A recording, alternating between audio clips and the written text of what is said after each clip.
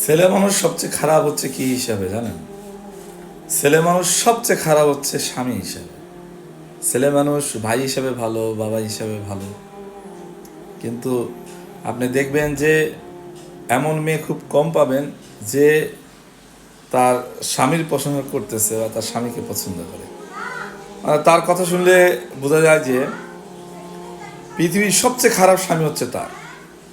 তার বান্ধবীর স্বামী ভালো, তার খালাতো বোনের স্বামী ভালো, তার খালার স্বামী ভালো, তার সকল প্রতিবেশীর স্বামী ভালো, শুধু তার স্বামীটাই খারাপ। আর এত খারাপ, এত নিকৃষ্ট যে মানে তার মতো মেয়ে হয়েছে দেখে সংসার করে খাচ্ছে। এই যে একটা মানে ঈদ আসছে, এই ঈদে এমন একটা সিচুয়েশন হয়ে গেছে যে স্বামীর উপর তাদের চাহিদাটা এমন, যদি তার সাধ্য থাকে 20,000, তার চাহিদা হয় 50,000-এর। তার সাধ্য যদি হয় স্বামীর 2,000-এর, তো সে চিন্তা করে আমার প্রতিবেশী তো দিতেছে 20,000।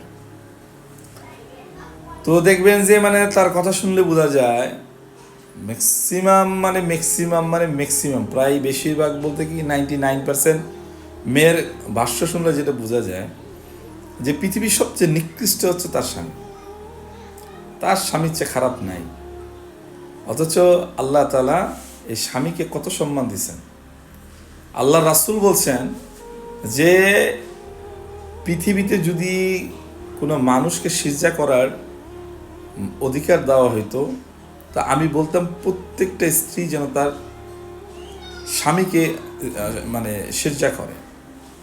অথচ বর্তমানে যে অবস্থা চলতেছে, তারা স্বামীকে যে একটা মানুষ, তার যে কষ্ট হয়, তার যে মানে সে যে কষ্ট পায়, তারও যে ক্লান্তি হয়, তারও যে কিছু কিনতে মন চায়, এটা তারা ফিল করে না।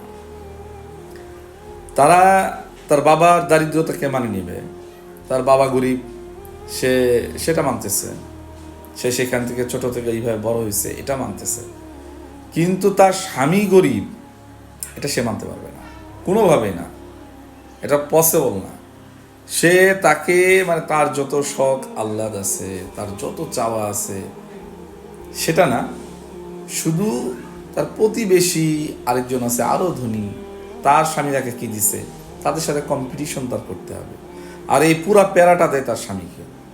সেই জন্য যারা এমন অনেক মেয়েকে আপনি পাবেন যারা পর্দা করে, নামাজ পড়ে, কিন্তু স্বামীকে মানে না।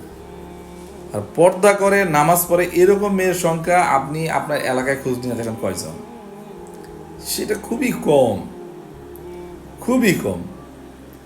তারপরও তাদের পার্সেন্টেজ যদি করতে যান 100-র মধ্যে আমার মনে হয় 90-এর নিচে চলে যাবে। তারা সব মানবে স্বামী ছাড়া। এবং আরও একটা সবচেয়ে মানে ব্যাড হ্যাবিট যেটা বলবো, তারা যখন বাইরে যায় খুব সাজুগুজু করে যায়। আমাদের দেশের যে মেয়েরা দেখবেন খুব সুন্দর সাজুগুজু করে যায়, আর স্বামী যখন বাসায় আসে দেখে একদম তার স্ত্রী কাজ কাম করে একদম ক্লান্ত, অথবা এমন একটা ভেষ নিয়ে আছে যে তাকে দেখেই তার স্বামীর যে ক্লান্তি দূর হবে কোথায়, সে আরও বিমর্ষ হয়ে যায়। অথচ ওই মেয়েই বাইরে যখন যায় সে হেভি মাঞ্জা মারা যায়। কেন? যে তারা অনেক মানুষ দেখবে, তাকে দেখে সুন্দর বলবে, তার প্রশংসা করবে। তা আসলেই যারা আল্লাহ তাআলাকে ভয় করে, আর যারা চায় যে না আমি চিরস্থায়ী জান্নাতে চাই, আর জান্নাত এমন এক জায়গা যেখানে মানুষকে কখনোই কষ্ট স্পর্শ করবে না, দুঃখ স্পর্শ করবে না, সেখানে মানুষ কখনোই ক্লান্ত হবে না, কখনোই মানুষ অসুস্থ হবে না, এবং সেখানে মানুষ কখনোই বুড়ো হবে না, এবং সেখানে তার রাজত্ব থাকবে চিরদিনের রাজত্ব।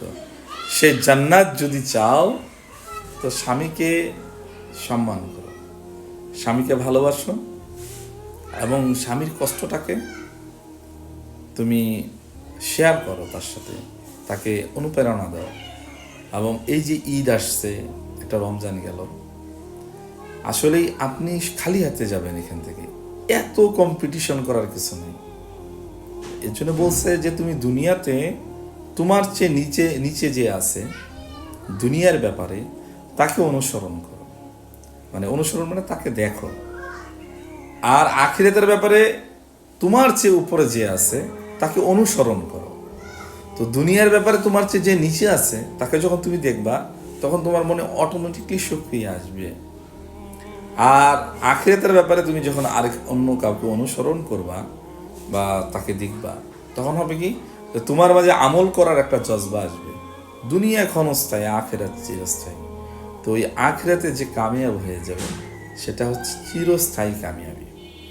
আমাদের দেশে দেখেন প্রধানমন্ত্রী হচ্ছে, এই প্রধানমন্ত্রী হইতে যে কত আন্দোলন, কত মারামারি, কত কিছু করতে হচ্ছে। তারপরে 5 বছর জোর করে 10 বছর 15 বছর, তারপর তো শেষ স্বৈরশাসক। তাকে দেখা যায় এমন অবস্থা হয় তাকে পালাইতে হয়। কিন্তু জান্নাত এমন এক জায়গায় আল্লাহ তাকে এমন এক রাজত্ব দান করবে যেখানে সে চিরস্থায়ী থাকবে, যেখানে সে চিরস্থায়ী থাকবে। 70,000 ফেরেশতা তাকে এরকম নূরের পর মানে আমরা বলি না লাল গালিচা সংবর্ধনা, তো লাল গালিচা সংবর্ধনা দিবে। বলে আল্লাহ তাআলা জান্নাতকে এত সুন্দর করে বানাইছে। আল্লাহ বলছেন যে কোনো দেমাগ দ্বারা তা কল্পনা করা সম্ভব না যে এত সুন্দর আল্লাহ তাআলা বানাইছেন। আর ওইখানে আল্লাহ তাআলা, যে ওখানে আমরা দুনিয়াতে ইবাদত করি বলে ওখানে আমাদের ইবাদতও করতে হবে না, ওখানে শুধু আল্লাহ তাআলা আমাদেরকে দেবেন। এবং সবচেয়ে ওখানে মানে খুশির যে ব্যাপারটা আমার কাছে মনে হচ্ছে, জান্নাতে তো অনেক নিয়ামত, মানে এটা বলে শেষ করা সম্ভব না। এর মাঝে আমার কাছে কয়েকটা বেশি ভালো লাগছে। এর মধ্যে একটা হচ্ছে যে আল্লাহর রসুল কোরআন তেলাওয়াত করে শোনাবেন, যারা দুনিয়াতে গান শুনবে না বা দুনিয়াতে আল্লাহর জন্য এইসব ছেড়ে দিবে। আরেকটা হচ্ছে যে আল্লাহ তাআলা লাস্টে আল্লাহ তাআলার দেখা দিবে না। তো আমাদের যে রব আল্লাহ সুবহানাল্লাহ তাআলাকে আমরা দেখব, এইটা মানে এটা কল্পনা করলেও যে এত আনন্দ মনে লাগে যে আল্লাহ তাআলা কোনো না কোনোভাবে যদি আল্লাহ তাআলা সেই বরকতময়, সেই সুন্দর, সেই নহর প্রবাহিত সেই জান্নাতে যদি আমাদেরকে দাখিল করেন, তো সেই ব্যক্তি হবে চিরস্থায়ী কামিয়াবি, এবং সে আর কখনো তাকে দুঃখ কষ্ট স্পর্শ করবে না। তো এর জন্য এই দুনিয়ার সামান্য কষ্ট মেনে নেওয়াই যায়। আর আপনার যা প্রয়োজন আপনি হালালভাবে ট্রাই করেন। আপনার কোনো কিছু দরকার আপনি হালালভাবে নেন, দরকার কি, ওয়ে আছে, কৌশল করেন। কিন্তু যেটাকে বলে, আমরা যেটাকে বলি, মানুষের সাথে প্রতারণা করেন না, কৌশল করা যাবে। যেমন আল্লাহ আমাদের আমাদের নবীদেরও দেখবেন তারা কৌশল করছেন। ইব্রাহিম আলাইহিস সালামকে জিজ্ঞাসা করছেন কাফেররা যে তোমার সঙ্গে ইনি কে? উনি তার স্ত্রীকে পরিচয় দিছে যে সে আমার বোন। এখন সে তো মিথ্যা বলে নাই, সে তার স্ত্রী, ঠিক আছে, সে তার বোন কি হিসাবে? সকল মুসলমান হচ্ছে একজন একজনের ভাই, আর মেয়েরা হচ্ছে বোন। তো এইভাবে আপনি কৌশল করেন, কিন্তু মানুষের সাথে বেইমানি করেন না। আরেকটা কথা, আপনি মানুষকে কখনোই স্যাটিসফাই করতে পারবেন না। এজন্য মানুষের সাথে কম্পিটিশন করা ছেড়ে দিয়ে আখিরাতের দিকে আমরা যাচ্ছি। দেখতে দেখতেই দেখেন, আমার মনে হয় আমি সেদিন আমার বাবা আমাকে মাঠে নিয়ে ঘুরিয়ে ওড়াচ্ছিল। আমার এখনও মনে পড়ে যে আমার বাবা একদম ইয়াং ছিল। আমার বাবা বুড়ো হয়ে গেছে, একটা সময় মারা গেছেন। আর দেখতে দেখতে আমার এই দাড়ি পেকে গেছে, আমি নিজেও বুড়ো হয়ে গেছি। আসলেই সবচেয়ে বড় কথা, আমি মৃত্যুর কাছাকাছি চলে আসছি। এর জন্য পরিবর্তন হওয়া জরুরি। আর কার মৃত্যু কখন হবে আমরা কেউ জানি না। এর জন্য আমাদেরকে ওই সরল সঠিক পথ জান্নাতের দিকে হাঁটতে হবে। একটা রমজান মাস গেছে, এই এখন আল্লাহ যদি চায় কালকে ইনশাআল্লাহ ঈদ, সবাইকে ঈদ মোবারক। তো আমরা আমাদের জীবনটাকে এরকম আমলের উপর রাখার চেষ্টা করব, নিজের জিন্দগিকে দিনই জিন্দগি গড়ার চেষ্টা করব। এবং যারা স্ত্রীরা আছি স্বামীকে মানবো ইনশাআল্লাহ। আর যারা স্বামীরা আছে তারা স্ত্রীদেরকে এমনিই ভালোবাসবে যদি সে তাকে ভালোবাসে। একটা বুড়া 70 বছরের বুড়াও যদি একটা মেয়ের প্রশংসা করতে থাকে, ওই মেয়েটা ওই বুড়ার প্রেমে পড়ে যাবে। ঠিক একই রকম আপনি আপনার স্বামীর প্রশংসা করুন, ভালোবাসুন, দেখবেন আপনার স্বামীও আপনার প্রেমে পড়ে গেছে। সবাই ভালো থাকবেন। আসসালামু আলাইকুম।